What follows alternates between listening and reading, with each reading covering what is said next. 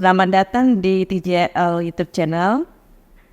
Kali ini perbincangan kita adalah tentang pendataan. Ruwetnya pendataan, terutama di tingkat yang paling bawah ya, tingkat desa, kecamatan, dan seterusnya. Dan kali ini narasumber kita adalah Ibu Rizka Rini Adrea Siwi, Sarjana Ekonomi Master of Accountancy, lulusan dari FIMI Ututan, ya. Nanti silakan diceritakan sekarang apa namanya, tugasnya apa. Kemudian Ibu Dian Fitriani, juga alumni FIMI Ututan, deh. Dia berdua adalah yang bekerja, ya, mungkin kalau yang Bu Dian pernah bekerja di situ, ya pernah berpengalaman di situ. Kalau Ibu Rizka sampai sekarang masih apa sih, ya? Nanti kita mendapatkan insight tentang pendataan, ya, apa yang mereka kelola. Kemudian saya sendiri akan sedikit berkontribusi tentang pendataan keluarga miskin.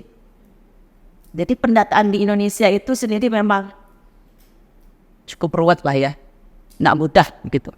Dari dulu sampai sekarang gitu. Nah, saya dulu sering juga terlibat dalam memonitoring program, berbagai program bantuan sosial itu bermacam-macam.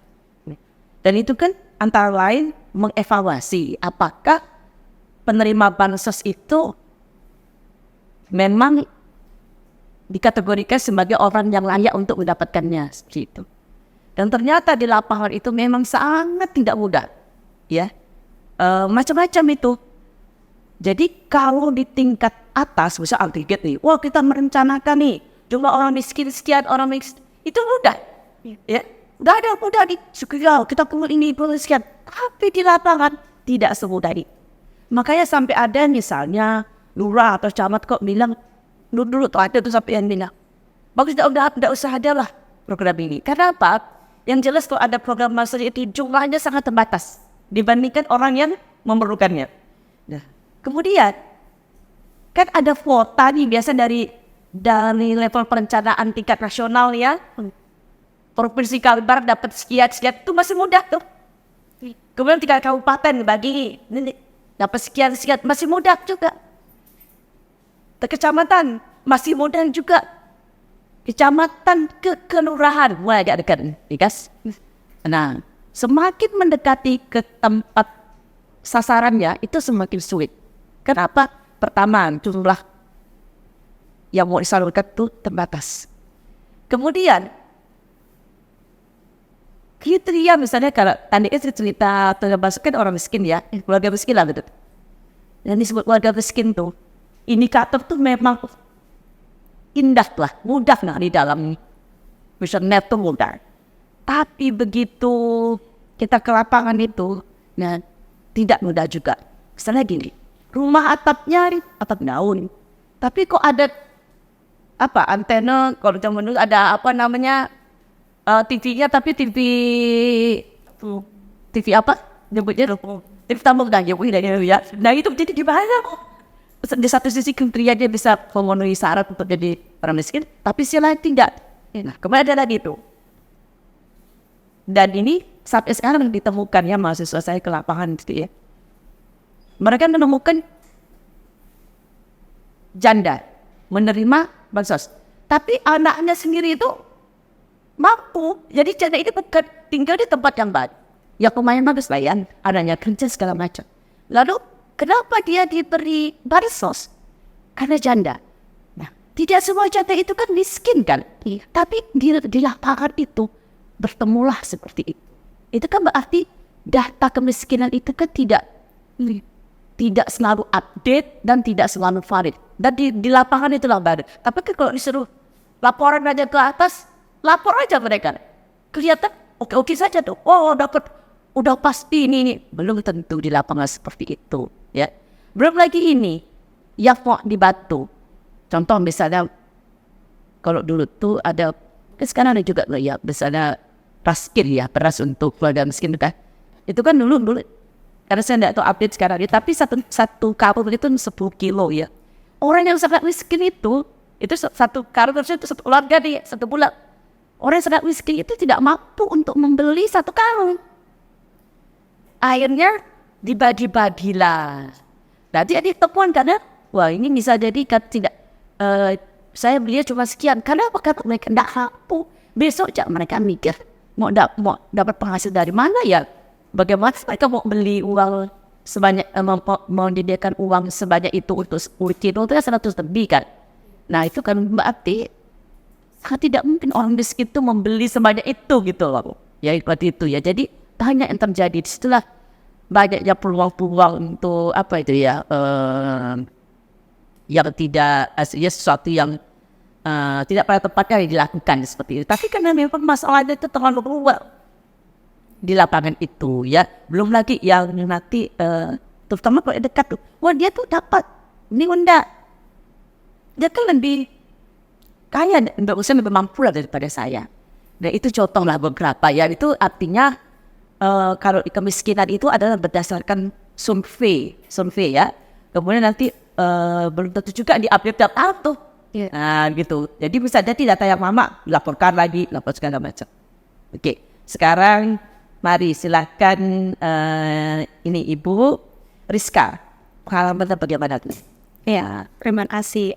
Izin memperkenalkan diri dulu. Saya Rizka Rini Adriasiwi. Saat ini saya sebagai koordinator program monitoring evaluasi learning untuk Yayasan Bina Asri, yang dimana Yayasan Bina Asri ini sedang bekerja untuk program penanggulangan TBC. Nah, sebenarnya TBC ini nanti akan erat juga kaitannya dengan kemiskinan. Karena mungkin kita sepintas dulu terkait dengan TBC. Jadi TBC ini Indonesia ini di dunia itu kita sebagai peringkat kedua dunia. Iya, di dunia setelah India, kemudian Indonesia dan Cina.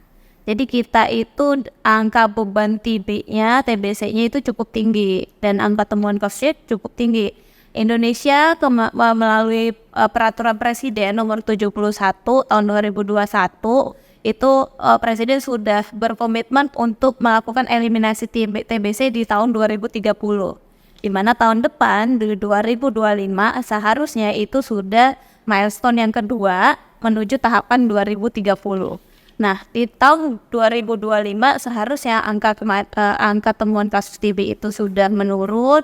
Kemudian angka kematian TBC akibat TBC juga sudah menurun. Tapi pada kenyataannya jika melihat data kasus selama ini, temuan kasus selama ini semenjak COVID sampai sekarang itu yang ada makin meningkat, bukan makin menurun. Jadi memang perlu effort yang lebih besar untuk mencapai eliminasi TBC di 2030. Nah, TBC ini seperti yang kita ketahui sebenarnya obatnya bisa didapat dengan gratis. Kemudian memang TBC ini penyakit menular hampir seperti COVID, namun pengobatannya dalam jangka panjang.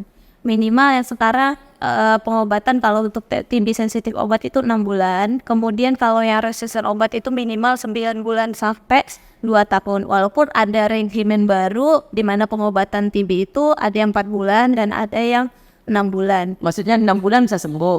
Iya. Oke. Tapi memang ini baru dicoba. Pengobatan yang banyak saat ini masih minimal 6 bulan. Kalau yang di fase kedua, fase lanjutan atau tingkat yang kedua atau TBC yang lebih parah lagi itu minimal 9 bulan. Seperti itu. Nah, panjangnya pengobatan ini menyebabkan juga penurunan pendapatan. Karena ketika orang atau seseorang dengan sakit TBC dan belum berobat, dia rata-rata itu nggak bisa untuk bekerja. Dia akan sakit, dia akan tidak ada banyak kasus tidak bisa ngapa-ngapain. Jadi artinya dia itu sakit, dia belum berobat, tapi dia sudah merasakan dampaknya. Benar, iya. Itu sudah sakit, tidak bisa berobat, tidak bisa ngapa-ngapain, apalagi seseorang itu adalah kepala keluarga. Jelas itu akan mempengaruhi pendapatan secara karena dia tidak bisa bekerja gitu. Kemudian yang kedua, ketika dia berobat, tentu saja akan muncul stigma lagi nih. Stigma kita di masyarakat, kalau orang terkena TBC kayaknya itu penyakit yang memalukan. Banyak orang tidak mau dikatakan saya sakit TBC. Jarang yang mau dengan lantang berbicara bahwa saya sakit TBC. Karena stigma di masyarakat TBC itu penyakit yang memalukan. Penyakit kutukan lah, turun-menurun lah ya kan. Nah, sehingga itu akan memunculkan banyak stigma. Diskriminasi juga salah satunya, dikucilkan baik dari keluarga, masyarakat, dan lain sebagainya. Nah, kebetulan program kami mempunyai kader-kader di lapangan yang turun untuk menemukan kasus TB, TBC untuk mendampingi, sehingga ketika kader-kader di lapangan turun berdasarkan pengalaman kami itu banyak ditemukan mereka ketika sakit belum berobat itu sudah tidak bisa bekerja sehingga pendapatan berkurang, kemudian ketika sudah berobat mereka terstigma. Itu oke. Ya, sehingga itu memunculkan dampak yang lebih banyak di Orang ini nafsu pekerjaan dia. benar Gitu kan? dan ada banyak perusahaan walaupun sudah ada undang-undang yang mengatur bahwa orang dengan penyakit TBC itu tidak boleh diberhentikan.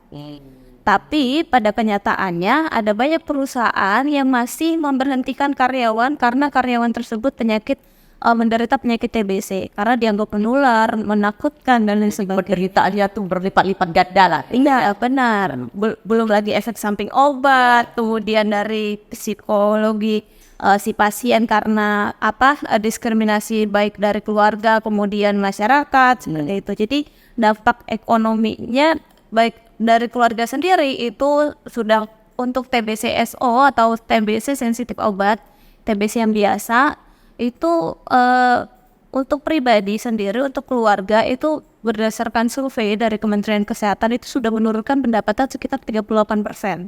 Kemudian ketika dia menjadi TBC RO atau TBC resisten obat yang pengobatannya jauh lebih panjang, efek sampingnya lebih banyak, penularannya lebih berbahaya, itu menurunkan pendapatan sekitar 70%.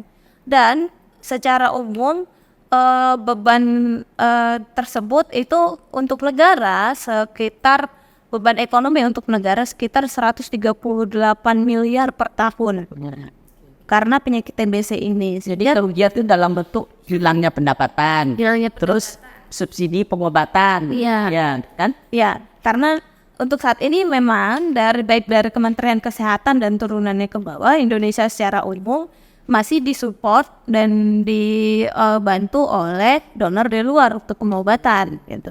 Nah, bisa dibayangkan ketika ini sudah tidak ada, Indonesia mempunyai beban yang besar untuk pengobatan, untuk penemuan kasus dan lain sebagainya seperti itu. Nah, sekarang pendataannya, bagaimana kita mengetahui si penderita ini, bagaimana caranya tahunya tuh? Nah, jadi untuk pendataan kita masih based on ada yang namanya di Kementerian Kesehatan itu Sistem Informasi Tuberkulosis. Jadi si pasien atau si suspek atau yang orang sakit tersebut harus datang dulu ke puskesmas atau harus datang ke layanan, kalau nggak puskesmas maupun fasilitas kesehatan lain. Nanti ketika dia datang, diperiksakan, diobati, baru akan dicatat. Jadi ketika dia datang, diperiksa itu akan dicatat. Ya. Nah, ketika dia tidak datang ke layanan kesehatan, itu tidak akan dianggap sebagai orang dengan pasien TBC. Nah, ketika diagnosa sudah ditegakkan, baru itu terhitung sebagai orang dengan penyakit TBC. Jadi ketika belum berobat, masih di rumah, masih baru asumsi, dugaan, kemudian baru dari perkataan orang-orang masyarakat sekitar, itu kita tidak bisa menghitung itu sebagai orang dengan penyakit TBC. Berapa persen lah yang mendaftar gitu? Perkiraan lah ya, karena kita kan tidak tahu juga berapa sesungguhnya orang yang menderita TBC di Indonesia tuh. Tapi yang mendaftar itu kira-kira tuh berapa persen dari total? masih sekitar 70-an%. Jadi ada 30% ini masih yang belum diketahui. iya, masih belum ditemukan. Jadi TBC ini sebenarnya seperti fenomena gunung es. Ini ditemukan Ya, dan berdasarkan hitungan estimasi. Gitu. Jadi TBC ini seperti fenomena gunung es yang terlihat hanya sedikit, yang ditemukan itu sedikit, sebenarnya kasusnya ada banyak sekali gitu. apalagi kalau ini ya, mereka yang ini tidak diketahui, tapi sudah menularkan pada orang lain tuh. Itu kita kan? Iya betul. Jadi kita banyak sebenarnya kan? Iya benar. Jadi satu orang penderita TBC yang belum berobat itu dapat menularkan hingga 10 orang. Jadi satu orang bisa menularkan sampai 10 orang. Bayangkan ketika 10 orang ini tertular, kemudian sudah bergejala dan sudah bisa menularkan lagi, dan tidak ada yang berobat, menularkan lagi, itu kan efeknya jadinya efek ini ya, efek yang lebih panjang, lebih banyak yang tertular gitu. Itu berarti kalau pendataan khusus TBC ini berdasarkan registrasi ya. Jadi orang datang ke puskesmas, dicatat, dan dia diakui sebagai penderita lah, setelah dicek gitu ya. Dan tentu saja tadi ya, berarti ini masa ketercakupan kok di Indonesia sih bukan hanya TBC ya.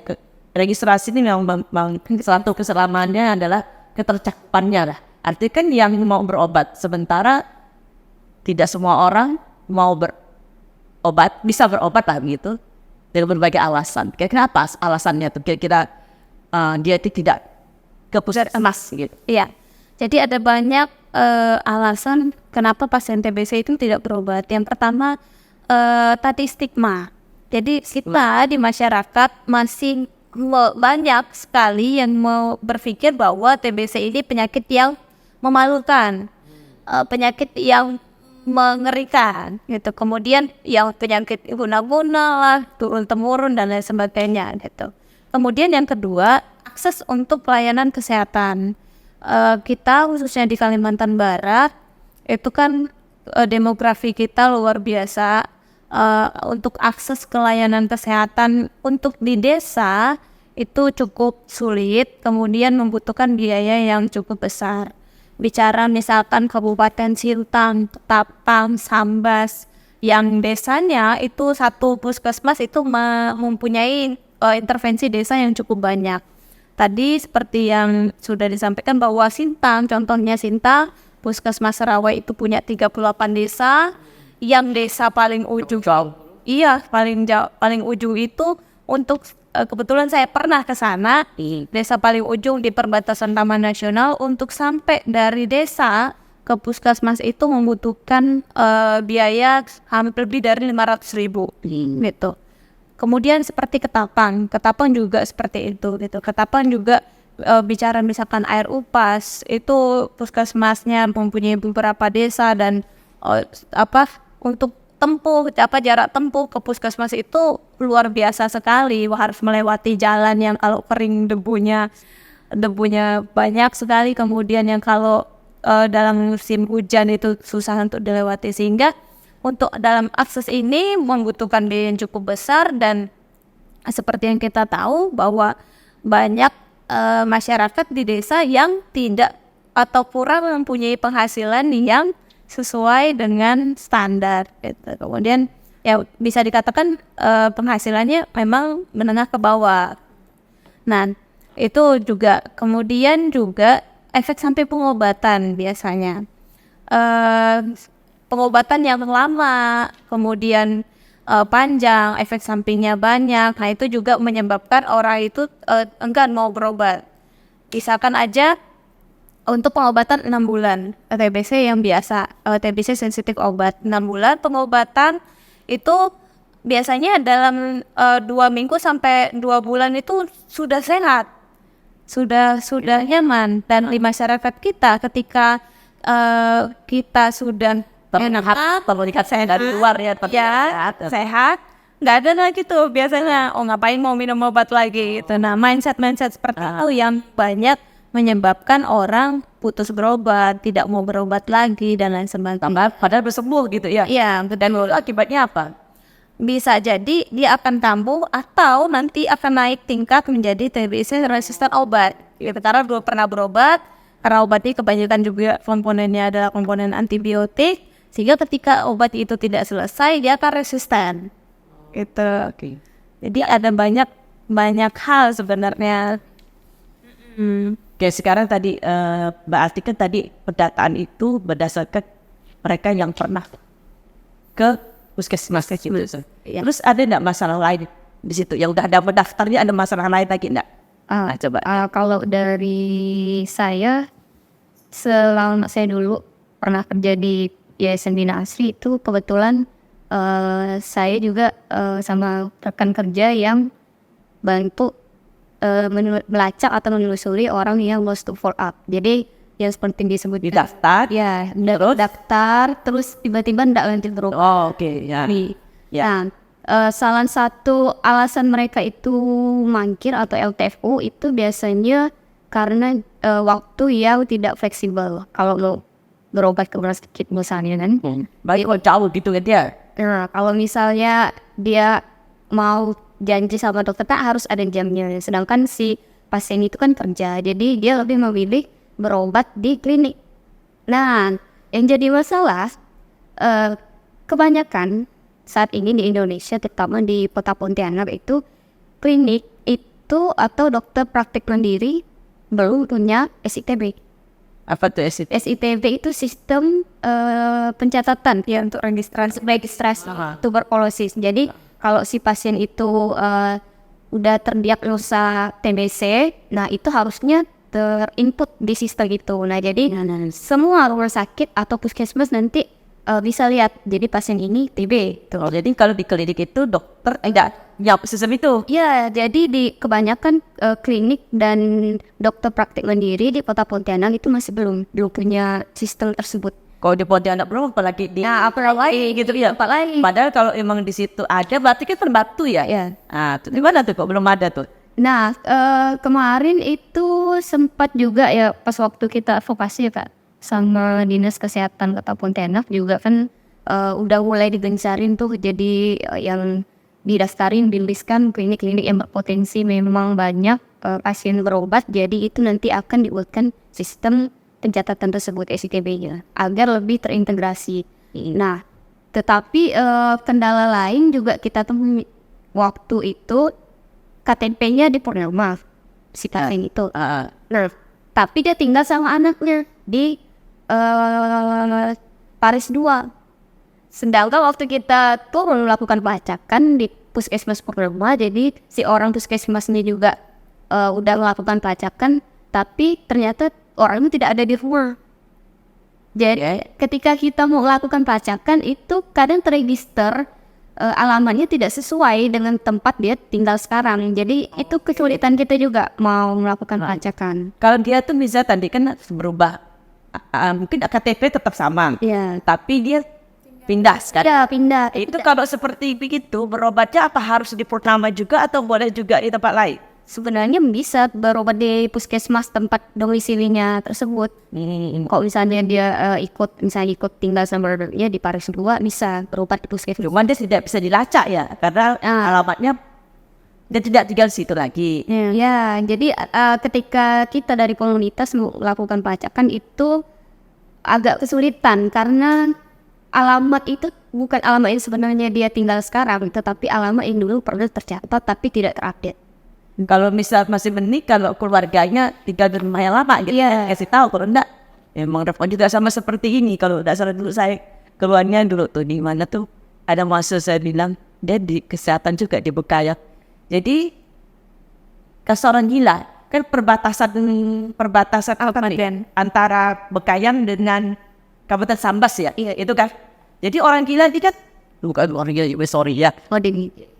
Di orang dengan gangguan jiwa ya. Jadi dia tuh pergi ke mana? Kalau udah di sana, dia pun di sana sini. Tahu-tahu kalau yang tadi itu kan bisa berobat di tempat yang puskesmas lain ya. Kalau ini nanti ujung-ujung pada klaim. Jadi kami klaim padahal orang dia tuh tidak tinggal di situ. Bagaimana kita bisa mengontrol ODGJ ini untuk jangan pergi kemana-mana. Itu gimana tuh kalau dikasih di sini di TBC? Kalau TBC itu sebenarnya seharusnya kalau si pasien itu udah terregister di SITB itu kan pakai NIK. Oh ada. Nah, jadi Oh NIK-nya NIK kan harus di pakai KTP gitu? ya KTP. Jadi seharusnya ketika pasien misalnya lagi di kabupaten lain seharusnya bisa tetap ketahuan dari dari sistem tersebut bahwa ternyata si pasien ini masih melanjutkan pengobatan di puskesmas B gitu seharusnya. Tetapi masalahnya beberapa kasus yang kami temukan itu biasanya itu datanya tidak terupdate. Nah, kenapa tidak terupdate tuh?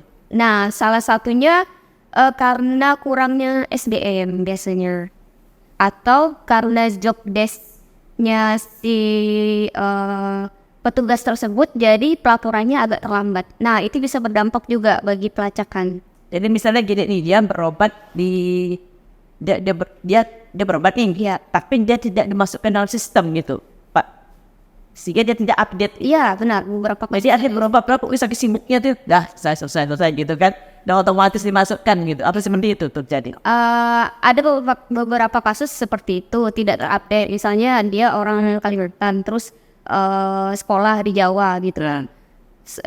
Kita telepon nih si keluarganya kan, terus keluarganya bilang udah melanjutkan pengobatan di Jawa. Kan kita bisa cek minta tolong si petugas yang di rumah sakit misalnya di Pontianak gitu kan, untuk cek coba atas nama ini kira-kira di mana dia? ya ada tidak lanjutan dari rumah sakit di Jawa itu yang update data tersebut. Ya, buktinya memang tidak update. Jadi agak kesulitan misalnya dia bilang udah berobat tetapi buktinya memang belum diupdate. Kita agak kesulitan juga. Mungkin juga dia berobat di klinik tadi yang ada sistem itu. Bisa jadi. Bisa juga dia berobat di puskesmas, tapi juga udah sibuknya udah Atau tapi catat. Ya. bisa jadi dicatat tapi mungkin pelaporannya agak telat. Jadi misalnya harusnya pasien tersebut kan terregister di Januari, tapi bulan selanjutnya ternyata baru diinput. Jadi agak kesulitan juga kita mau melakukan. Jadi saya tidak real time Pencatatannya agak kesulitan kita mau melakukan pelacakan ini. Nah, jadi kalau kira-kira ke depannya itu gimana? Ke depannya itu supaya pendataan itu menjadi lebih baik. Kalau sepengalaman saya ini sepertinya memang harus banyak menunggu pada kesadaran daripada orangnya supaya dia mendaftar gitu. Di samping tadi juga supaya dokter-dokter di klinik begitu memiliki aplikasi yang sama lah begitu ya. Seperti itu. Selain itu apa yang pernah dilakukan pemerintah dalam upaya untuk mengatasi itu? Kita belajar dari COVID sebenarnya. Gimana? COVID itu kan kolaborasi seluruh pihak sektor untuk bersama-sama fokus pada isu COVID ini. Nah, sama halnya seperti TBC, karena TBC juga COVID juga menular, TBC juga menular. Nah, sama halnya ketika TBC ini kita sebenarnya dari zaman saya kecil juga dulu udah pernah dengar lah di Cina. Padahal dia kan TBC pertama kali ditemukan pada zaman Firaun itu kan. Jadi udah lama banget dan kita itu masih aja di peringkat 2, peringkat 3 di dunia untuk angka temuan kasus yang tertinggi. Sehingga kalau mau menuju eliminasi TBC di 2030 ya jelas kolaborasi seluruh pihak, baik dari level desa sampai level nasional gitu. Ada banyak keterkaitan sebenarnya, nanti akan masuk juga ke pendataan. Misalkan dari level desa nanti akan kerjasama dengan misalkan Babinsa untuk misalkan pasiennya tidak mau berobat, bisa jadi seperti itu. Harus proaktif lah desa ini ya. Betul.